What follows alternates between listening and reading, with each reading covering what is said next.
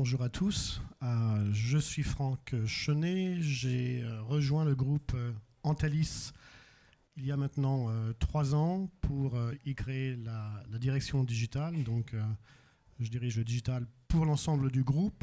Je crois que l'ambition de Michel, l'organisateur, de me faire intervenir aujourd'hui, c'est un peu de mettre en pratique ce que vous avez entendu depuis ce matin. Vous avez entendu parler de persona, de count-based marketing, de content, de stratégie d'acquisition, de persona. Et donc, je vais vous illustrer dans le cas pratique d'Antalis notre transformation digitale opérée depuis un peu plus de 2 ans, puisqu'il a fallu la mettre en place, de manière à vous donner un exemple de la vraie vie. Moi, j'ai rien à vous vendre, si ce n'est un peu de papier, de l'emballage et de la communication visuelle. Je vais vous dire ça dans 2 secondes. Donc n'hésitez pas à me solliciter après avec des questions de manière à rendre l'exemple encore plus concret. Alors j'imagine que peu de gens connaissent Antalis dans la salle. Donc on est leader européen, 2e mondial sur les marchés du papier. Alors le papier, c'est la ramette de papier, mais c'est également les papiers de création, très haut de gamme pour les royaumes, pour le palais de l'Élysée, pour les événements, faire part, mariage, etc. Donc pas que de la ramette de papier. L'emballage, c'est principalement de l'emballage industriel. On a la particularité d'être l'un des seuls au monde à avoir un laboratoire qui pourrait se traduire comme le Shazam de l'emballage. Vous nous donnez un moteur de Ferrari, par exemple, et on est capable de vous l'emballer au micron près pour le faire voyager de manière très sécurisée dans le monde entier. Mais on fait également des cartons d'emballage que vous utilisez peut-être pour déménager. Et la communication visuelle. Alors, la communication visuelle, c'est un marché qui est très fragmenté, assez intéressant, en forte croissance. Alors, la communication visuelle chez nous, c'est quoi? Alors, ce n'est pas des luminaires et des néons, c'est l'habillage des voitures, des flottes de commerciaux, par exemple. C'est couvrir Notre-Dame qui est en travaux avec une bâche. C'est couvrir les bandes de sécurité à la sortie des magasins anti-vol avec des messages publicitaires. C'est par exemple le magasin Louis Vuitton sur les Champs-Élysées. Si vous pensez que c'est du papier peint, c'est en fait du papier peint magnétique qui nous permet de refaire la boutique en une nuit, par exemple. Donc voilà, la communication visuelle, c'est tous ces supports imprimés. Donc dans nos 3 marchés, vous retrouvez le fil conducteur du papier. Et du papier et ses dérivés, puisque une bâche, par exemple, c'est un mix de textile et de papier. C'est une fibre. De ce fait, on travaille que avec des clients B2B. Donc sur notre premier marché, naturellement, c'est plutôt des imprimeurs, mais ça peut être également des reprographes d'entreprises. Si vous prenez des grandes entreprises, la Société Générale, le groupe Orange, ils ont leur propre imprimerie interne, donc on travaille avec eux. Sur l'emballage, c'est principalement des responsables logistiques, des grands faiseurs, aussi bien industriels, mais également retail, donc Unilever par exemple. Et le luxe, on est très présent dans le marché du luxe.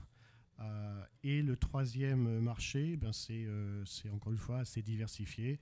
Et on va jusqu'aux décorateurs d'intérieur, puisqu'on est aussi amené à décorer des sièges sociaux, refaire des hôtels, des aéroports, des gares, etc. Nous sommes sur un modèle de vente multicanal. Alors, toute cette présentation a un sens, ça va vous permettre de mieux appréhender pourquoi on est en train de se transformer par la suite et comment on active plusieurs leviers. Donc 100% B2B, je vous l'ai dit, et on fait un chiffre d'affaires de 2,3 milliards. Et on est présent dans 41 pays, qui va du UK, où on fait on fait 20% de notre chiffre, jusqu'à la Lettonie ou la Lituanie, où on est sur des pays plutôt émergents sur ces marchés-là et en croissance, avec un total de 5500 collaborateurs.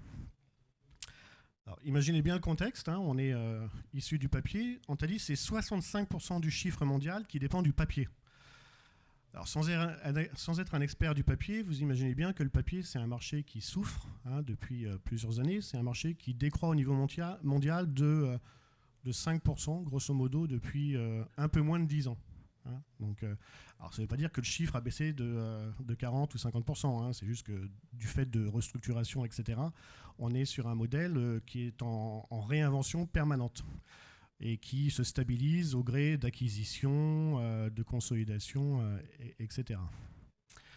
On a également un marché de l'emballage qui est aujourd'hui en pleine mutation. Je vous épargne le débat du plastique et de l'emballage. Clairement, on est sur des tendances où l'emballage papier est lui aussi en train de se réinventer, là encore avec des matières de fibres différentes, végétales. Donc on est en train de voir comment... parce que l'emballage, c'est pas l'emballage que... l'emballage, c'est aussi les serviettes en papier, c'est les couverts en bambou, etc.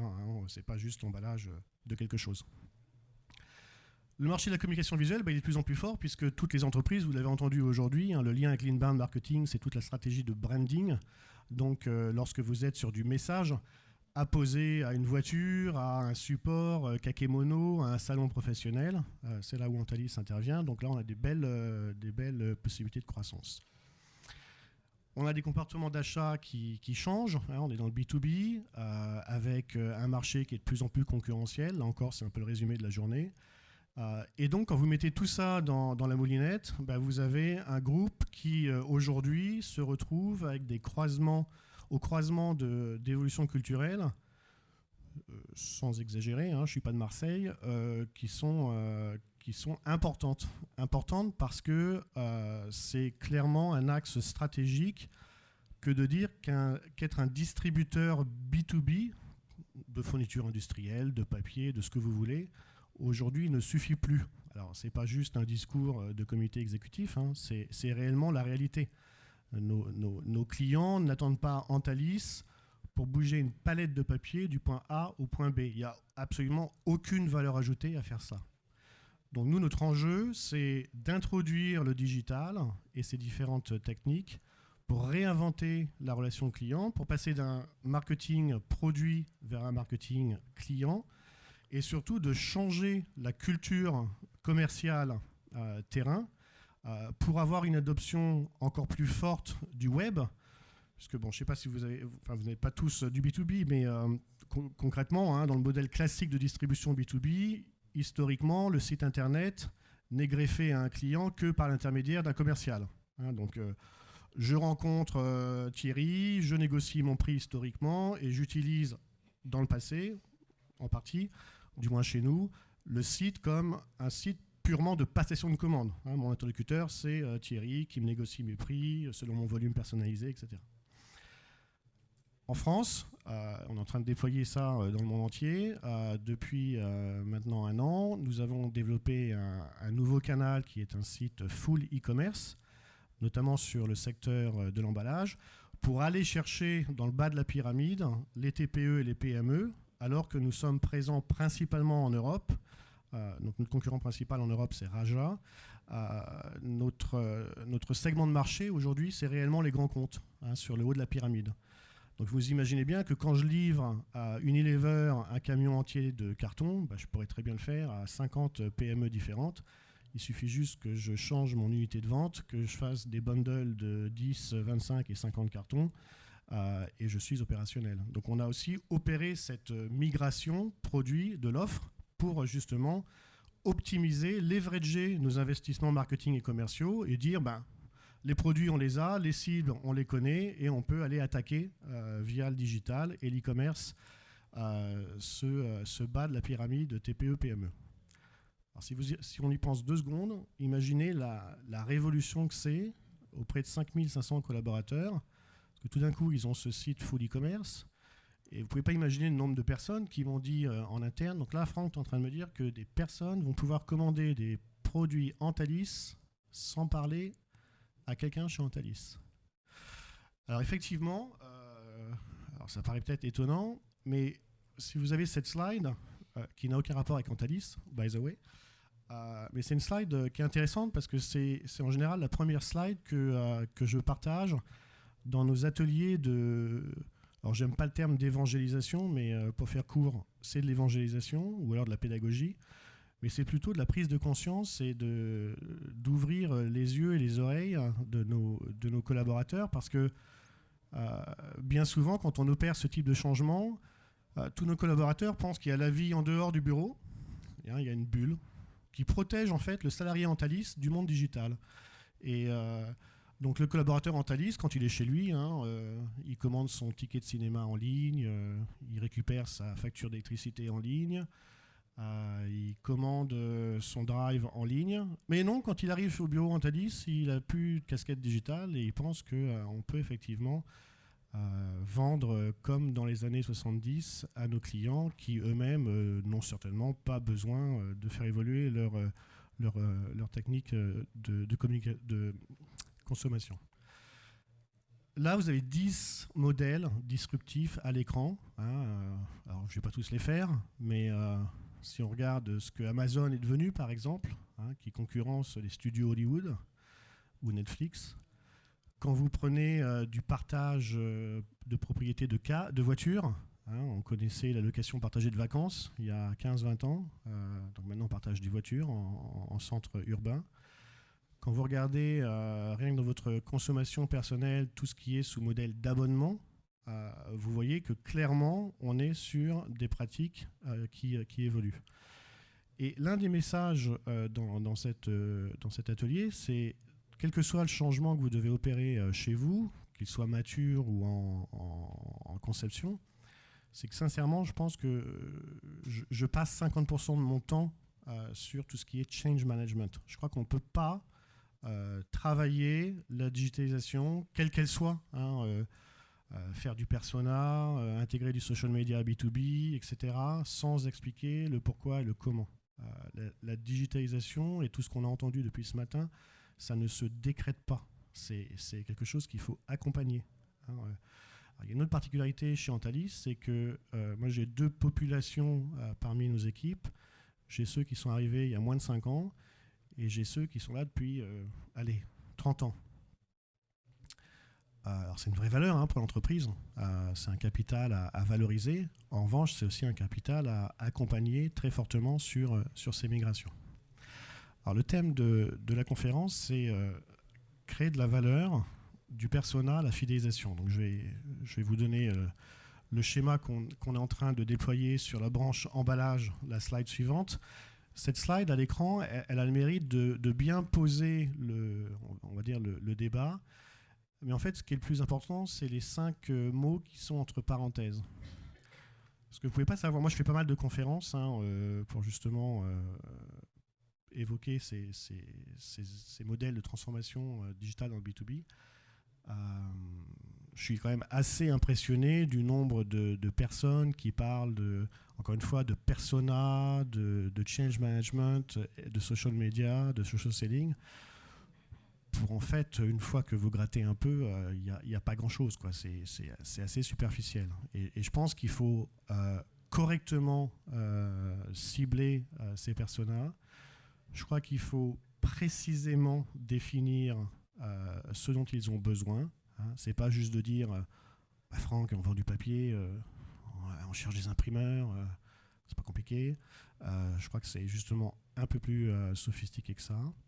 La génération de contenu, c'est un vrai challenge. Alors, on sépare le débat B2C, B2B, est-ce que c'est plus facile ou pas? Personnellement, je pense que de créer du bon contenu pertinent, fréquent, de qualité, je crois que c'est difficile. Et je ne vous ferai pas la liste des agences qui sont passées par Antalis, mais à ce jour, je n'ai pas trouvé la bonne agence qui me génère un contenu pertinent où j'ai la confiance que je ne vais pas être en décalage avec le professionnalisme de ma cible.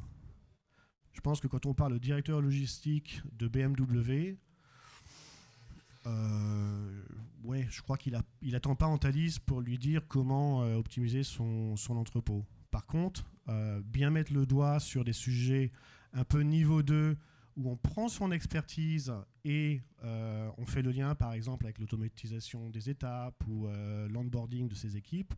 Là, je pense qu'on commence à l'interpeller et on peut avoir des cas pratiques qui sont intéressants à partager. Après, j'en parlerai notamment sur le social media. Le 4e point, la synchronisation de l'écosystème, c'est là encore très important. Je prendrai l'exemple du social media. On ne fait pas du social media pour faire du social media. On fait du social media pour le synchroniser avec l'ambassadeur programme, avec le social selling, avec la stratégie de content et en lien avec l'écosystème de sites internet et de CRM. Et enfin, on travaille.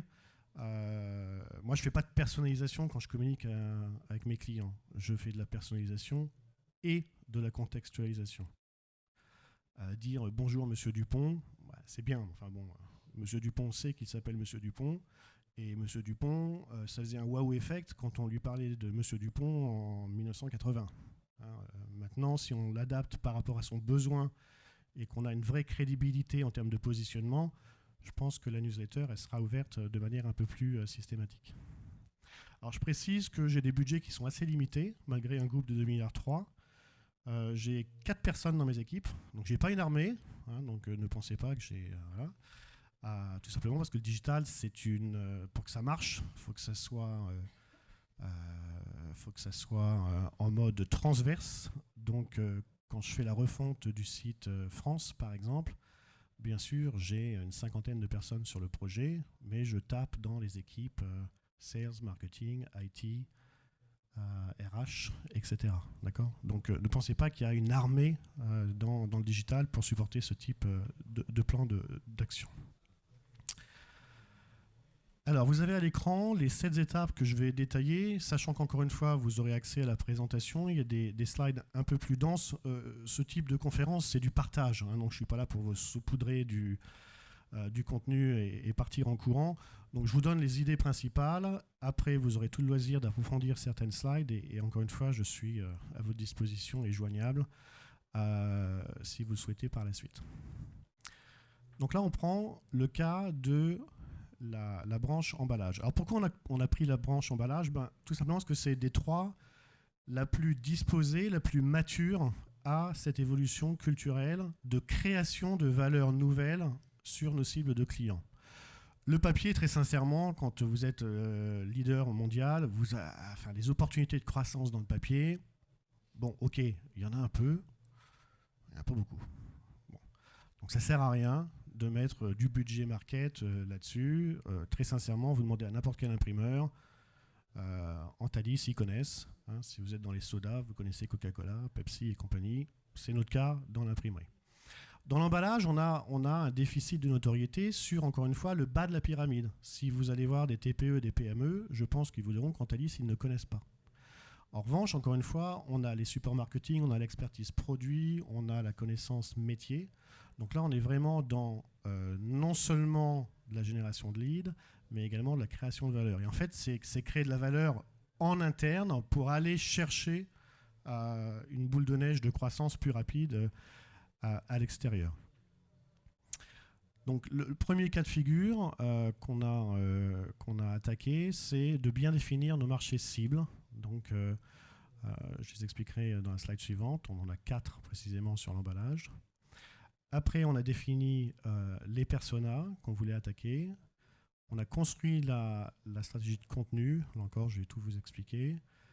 On a revu le social media, optimisé toute la partie CRM, implémenté dans la foulée une plateforme de marketing automation avec Oracle.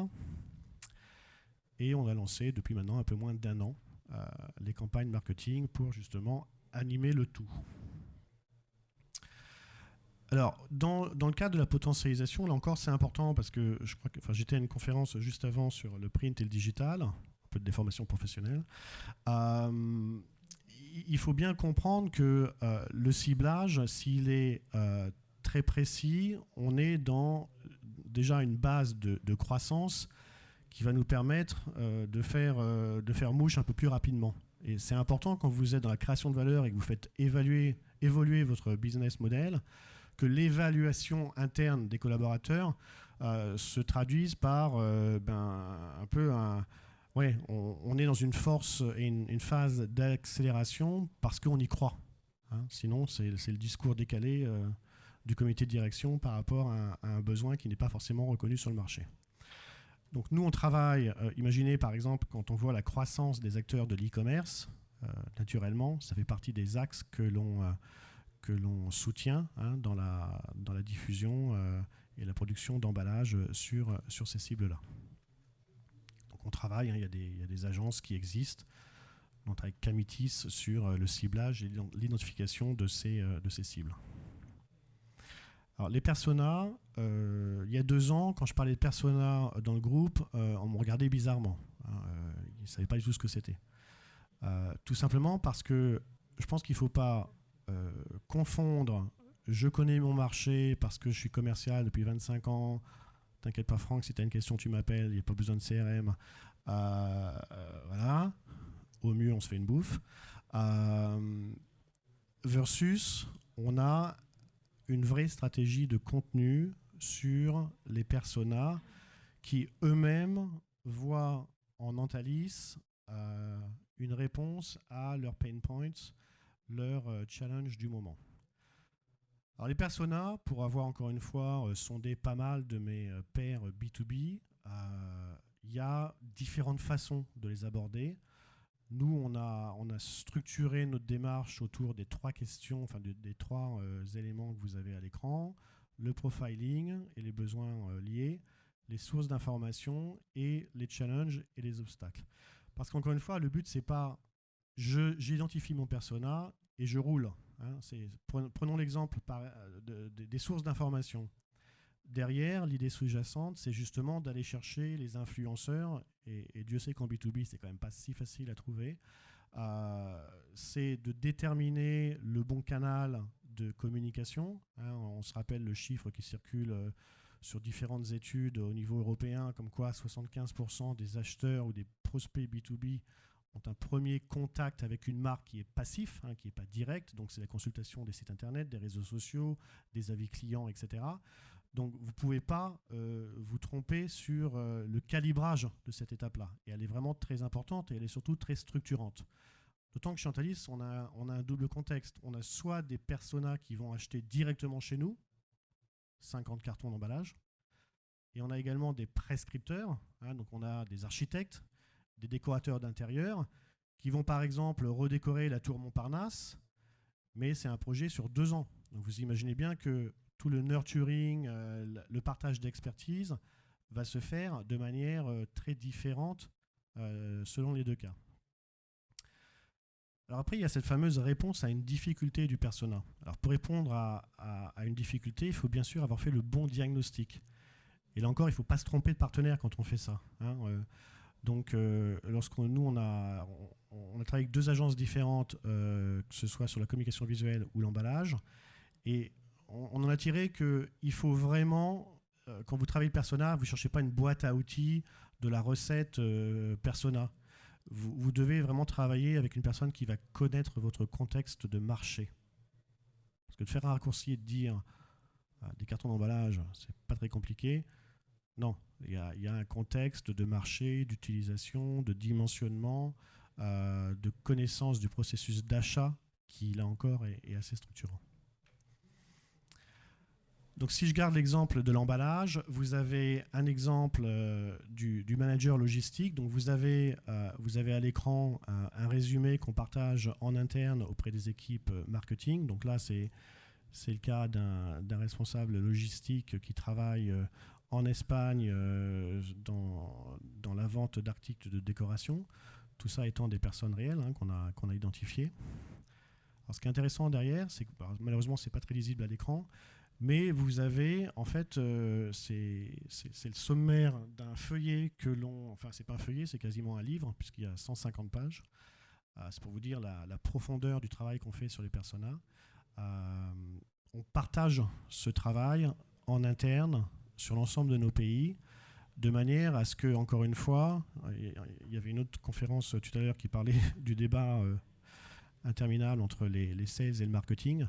Il faut que la notion de persona elle soit bien comprise, puisque quand on fait du persona end-to-end, le côté droit de end-to-end, c'est la force de vente et c'est la bonne compréhension de qui ils ont en face, et il faut avoir une approche assez granulaire.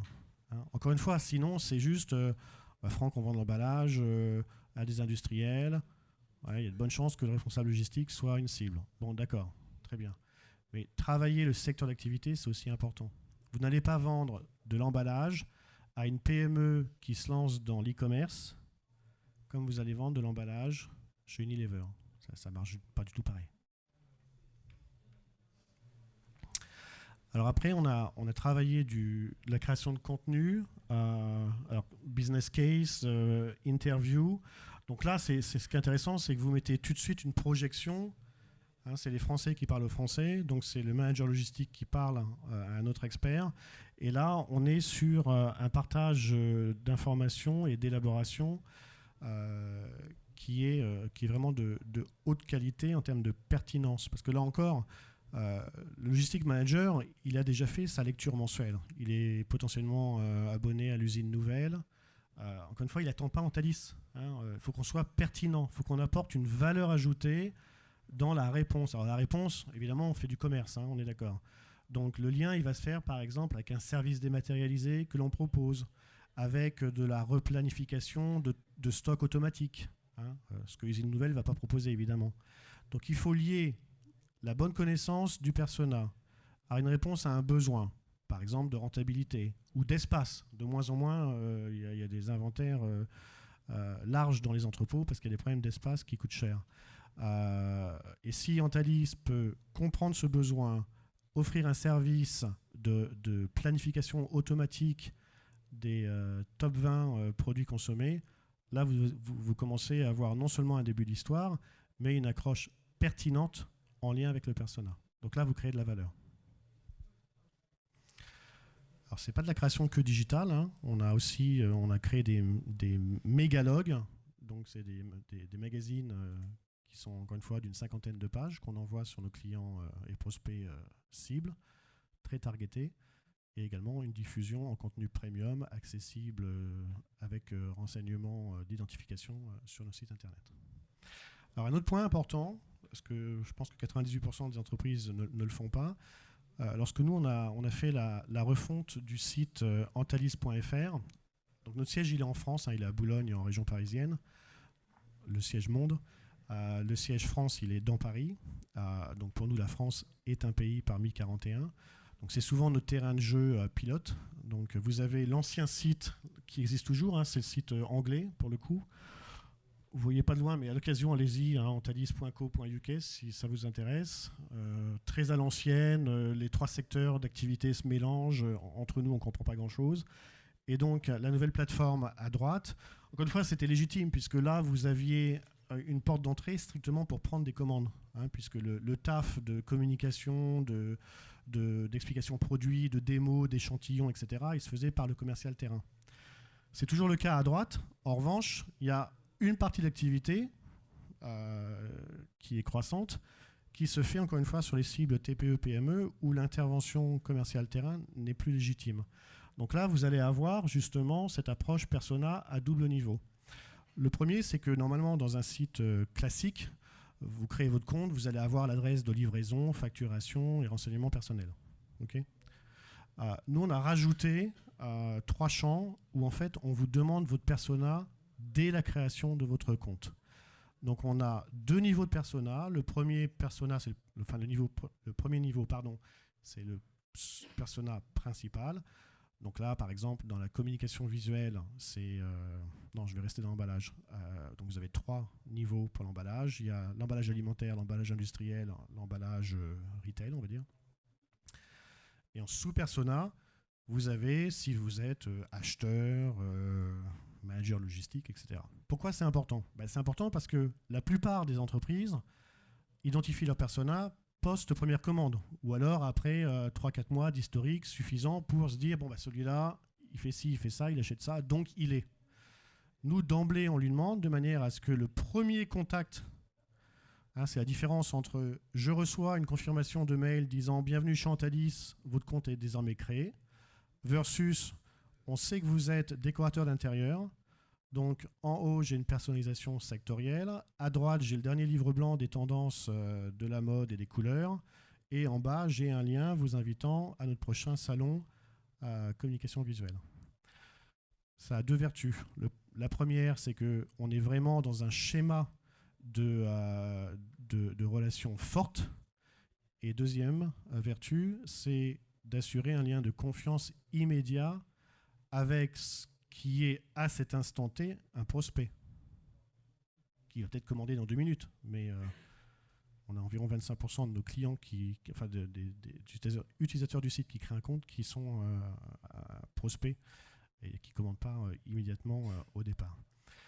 Donc ça, c'est encore une fois assez structurant parce que derrière, vous allez aligner les équipes marketing et commerciales dans cette stratégie. Les 7 étapes que je vous ai montrées, ce n'est pas juste 7 étapes voilà, synchronisées, logiques. Hein. C'est de bien montrer qu'on l'a fait par étapes, c'est le cas de le dire, mais surtout en y associant les acteurs de la chaîne de création de valeur et surtout d'expliquer pourquoi on fait ça. Effectivement, si on ne l'explique pas, c'est 3 champs en plus. Au pire, vous trouverez toujours quelqu'un, un détracteur, qui va vous dire « Franck, t'es gentil, mais c'est 3 clics en plus. Nos utilisateurs n'ont pas que ça à faire. » Mais nos utilisateurs du site ont vraiment adopté cette approche parce que, encore une fois, ils y ont un lien de contenu au départ qui est positionné sur leurs besoins. Alors qu'avant, si vous étiez acheteur d'emballage, il y a de grandes chances qu'on vous parlait également d'architecture, de décoration d'intérieur, etc. Bon, c'est sympa, mais bon. Autre levier, les social media. Alors c'est le premier sujet que j'ai porté moi au niveau du comité exécutif groupe il y a un peu plus de 2 ans. Alors pourquoi social media ? Tout simplement parce que je savais que culturellement, la digitalisation chez Antalis partait d'un niveau assez faible en termes de maturité. Donc je savais que j'allais avoir besoin des 2 ans à venir pour justement installer la pertinence du social media. Hein, donc cas classique, hein, il y a 2 ans, social media, ah oui, c'est des images sur Facebook, etc. Alors ce qui est intéressant il y a 2 ans, c'est qu'on avait 41 pays, on a toujours 41 pays d'ailleurs, mais on avait 53 pages LinkedIn. C'est pas mal.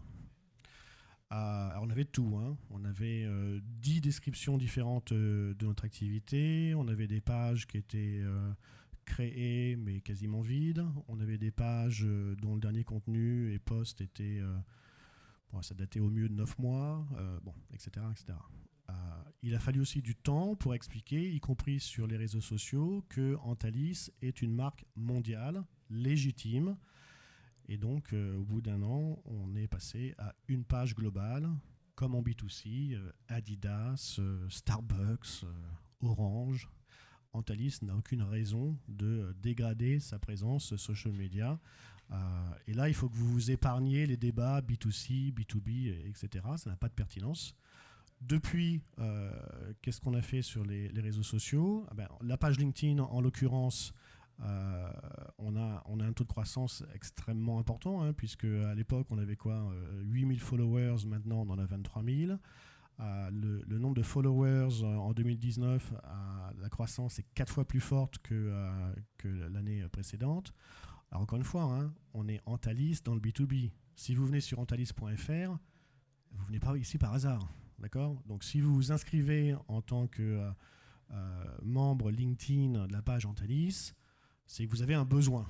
Hein. On ne vend pas de lingerie, on n'envoie personne aux Bahamas. Voilà. Donc il y a vraiment un besoin professionnel reconnu. Et là encore, c'est le début d'une promesse. Donc il faut que derrière, encore une fois, les étapes suivent en termes de création de contenu. Moi, mon discours sur les social media, il est très simple. Il ne faut absolument pas faire du social media pour faire du social media en B2B. Il faut l'inscrire par étapes. Donc, on a fait une refonte de toute la chaîne de création de contenu social media. Ça nous a pris 8 mois. Après, on a lancé en pilote au siège et sur 3 pays un ambassadeur programme. On a équipé les ambassadeurs avec une application via la plateforme Hootsuite sur le social media pour animer le contenu selon les personas. Et dernière étape de la fusée, on a lancé un pilote social selling depuis 6 mois sur les mêmes pays. Et là, on commence vraiment à avoir une vraie traction parce qu'encore une fois, on reconfigure la relation attendue du commercial terrain sur ces enjeux-là. Donc, il y a 2 ans, Thierry, mon commercial emballage, qui était un peu motivé social media, il recevait ses posts, mais un coup, c'était les valeurs d'Antalis. Un coup, c'était la dernière création communication visuelle de papier peint. etc. Donc il ne pouvait pas animer pertinemment son réseau. Maintenant, il reçoit un flux d'actualité sur le persona logistique. Il décide d'y ajouter sa petite patte personnelle. Robert, je vous envoie ça parce qu'on s'est vu et je sais que vous êtes plutôt tourné développement durable sur votre gamme emballage, etc. etc. J'avance pour être dans les temps. Après, nous, on a travaillé tout le périmètre autour de la data, parce qu'encore une fois, il faut synchroniser le tout. Donc, le but, c'est d'avoir du contenu, mais c'est aussi de s'assurer que le processus de génération de leads, il est transverse. Donc, un exemple très concret. Un autre discours que je tiens, à l'inverse de l'ancien site qui était encore une fois un site de passation de commandes, le nouveau site, il a 3 vocations. Prendre des commandes, être une source d'information. Donc là, on partage des tendances, livre blanc, etc. Donc là, on optimise notre stratégie de contenu. Et troisième objet, c'est une source de communication. Donc, commande, information, communication. Parce qu'encore une fois, comme on a le profil des personas dès l'inscription, on peut faire une vraie stratégie de communication sans prendre l'historique des commandes. Deuxième discours tenu en interne pour, encore une fois, accompagner le côté pédagogique de la démarche, c'est qu'avant, nous, on avait une seule stratégie de data, c'était la data transactionnelle. Robert a créé son compte à telle ou telle date, a commandé ça, panier moyen, type de produit, etc. Maintenant, on a 2 autres types de data. On a de la data comportementale, donc l'imprimeur offset traditionnel est allé sur le site, a téléchargé de l'information sur de l'impression digitale, donc il a peut-être des intentions d'achat de machines et de se diversifier. On alerte le commercial terrain, qui lui-même ne le savait pas, parce que son contact principal, c'est le chef d'atelier, qui n'est pas au courant de ce que le directeur général de l'imprimerie a dans sa tête. Donc, ce travail-là, il est important parce que c'est comme ça que vous allez convaincre la force de vente terrain que le nouveau site internet n'est pas leur concurrent principal. Bon, là, c'est de manière classique ce qu'on traque en termes de données pour justement illustrer ce que je viens de dire. Là, c'est toute la valeur de scoring. Donc, c'est tout le travail qui est fait sur le scoring. Le scoring, c'est un peu galvaudé, parfois en B2B, ou alors il y a des raccourcis. C'est important parce que c'est la valorisation de tout le travail que vous avez fait en amont, que j'ai décrit sur justement le persona, le contenu, etc. La création de valeur, elle est là. Elle est dans la synchronisation du tout. C'est les 7 maillons de la chaîne qui créent la valeur.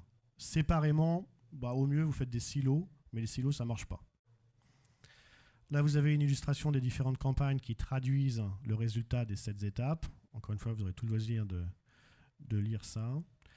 Et ma dernière slide, avant d'éventuelles questions. Je vous résume, parce que vous avez compris que le train, il vient juste de partir de la gare de départ, donc il y a du taf. Ce n'est pas des facteurs de succès forcément, c'est plutôt 4 enseignements que je voulais partager avec vous. Il faut absolument embarquer les ventes et les commerciaux. Ça fait un peu enfoncer une porte ouverte quand je dis ça, parce que je crois qu'on l'a dit en fait à chaque conférence aujourd'hui. Mais c'est ultra important parce que sinon, la mayonnaise, persona jusqu'au social selling ne prendra pas.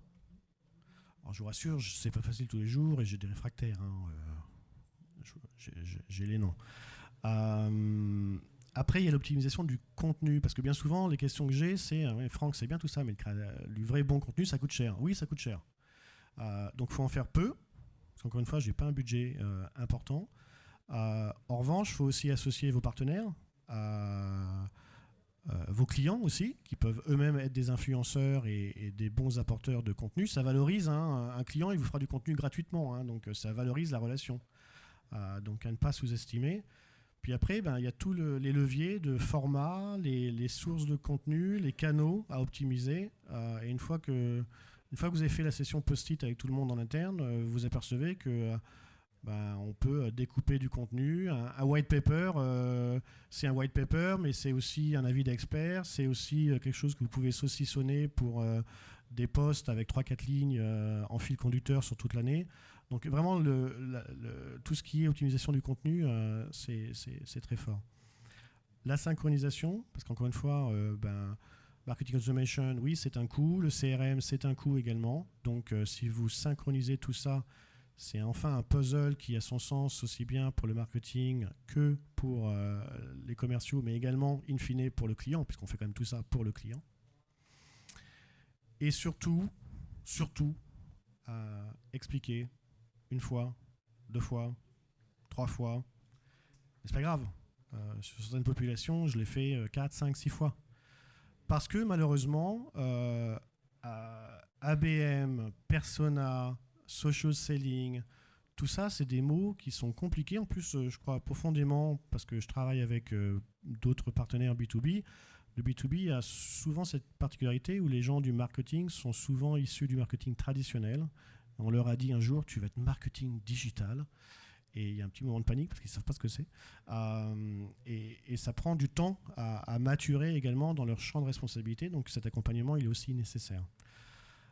Voilà ce que je voulais vous dire sur le début de la transformation digitale du paquebot Antalis. Ce qui est intéressant, c'est que vous êtes sur un cas de figure où on est quand même objectivement, sans en rajouter, hein, on est sur des marchés anciens, avec des pratiques de vente qui sont quand même assez ancestrales. Il faut vraiment imaginer, et je dis ça avec beaucoup de respect, le commercial qui a son CRM, ses classeurs dans son coffre, ses imprimeurs, il les connaît, et je vous assure que voilà, c'est des vieilles bonnes techniques de vente, mais c'est comme ça que ça a marché aussi, hein, c'est comme ça qu'on est devenu leader mondial. Donc non seulement il faut respecter ça, et moi j'aborde la transformation digitale du groupe avec beaucoup d'humilité, parce que si vous ne comprenez pas ça, vous brûlez les étapes, et comme je le dis souvent, et c'est mon mot de conclusion, pour aller de A à D, il faut souvent passer par B et C. Voilà. Je serais ravi de répondre à vos questions éventuelles. Oui, bonjour. Moi, ma question concerne plutôt le qui fait quoi et accessoirement comment. Quand vous parlez de créer des personnages, vous l'externalisez, vous faites accompagner par une entreprise, vous faites ça avec vos petites mains, vos commerciaux, votre gingembre et les 4 personnes de votre équipe. C'est ma première question, parce que c'est pas simple. Ouais. C'est très facile de dire on crée des personnages. Ouais, tout à fait. Alors, créer un personnage chez nous, c'est 4 mois de travail au départ. C'est 3 étapes. Les 2 premières étapes sont en interne.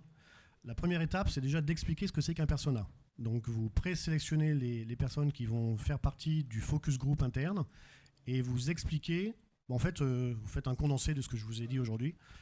Pas sur l'instant T de qu'est-ce que c'est qu'un persona, mais c'est pourquoi, au bout du bout, on crée le persona. Ça, c'est la première étape. La deuxième étape, elle est avec les mêmes personnes, mais avec un zoom particulièrement communication, marketing et commerce. C'est-à-dire qu'on déblaye le terrain. Le problème que j'ai, moi, de faire intervenir un prestat externe sur la méthodo, c'est que s'il vient trop tôt, on va être sur la boîte à outils classique qui a marché chez le voisin le lundi, et puis le mardi, et puis nous, on est le client du mercredi. Donc ça ne marche pas. Ça ne marche pas parce que on va essayer de transplanter un savoir-faire qui marche partout, adapté à Antalis, et on s'aperçoit rapidement que la mayonnaise ne prend pas parce qu'on ne s'est pas compris sur les intentions de marché et la maturité du marché. Donc, quand l'intervenant externe vient, et il en faut un, je pense qu'il faut un intervenant externe, parce que c'est aussi c'est ce témoin indépendant qui ne va pas avoir l'historique du groupe et qui va savoir être la bonne écoute et le bon traducteur de ce qu'on veut faire. Mais il faut avoir préparé le terrain avant, sinon on ne se comprend pas, tout simplement. Mais c'est 4 mois de boulot. Hein. Et donc la question qui vient juste après ça, c'est par rapport au contenu. Vous disiez que vous n'avez pas d'agence, vous n'avez pas d'agence avec laquelle vous êtes satisfait, ça veut dire que vous êtes obligé de tout faire vous-même. Non, alors, bonne question. Déjà, on avait sous-estimé au départ le contenu qu'on avait sous le coude.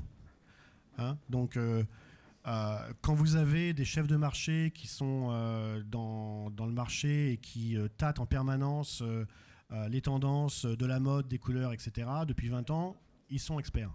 Donc déjà, on a tapé dans l'expertise interne. Nos clients, nos partenaires, dans ces milieux-là, c'est HP, c'est Canon, donc il y a aussi du lourd en termes de tendance, de vision, d'expertise. Là où on a été pertinent dans du contenu qu'on achète seulement à l'extérieur, c'est lorsque j'ai besoin, notamment dans l'emballage, de travailler avec des freelances, des journalistes spécialisés qui, sur une problématique très précise, vont nous donner les 15 pages très très très riches, mais on en fait une fois par an dans ces cas-là, façon livre blanc, parce qu'on va avoir un contenu non seulement de qualité métier, mais aussi pertinent en termes d'actualité du moment. C'est-à-dire que nous, en interne, on est focusé à faire des ventes, on n'est pas forcément toujours au fait des dernières tendances qui vont se déployer dans 3-4 mois. Donc l'utilisation d'un journaliste externe, par exemple, dans ce cas-là, est pertinente. Bon, merci à tous.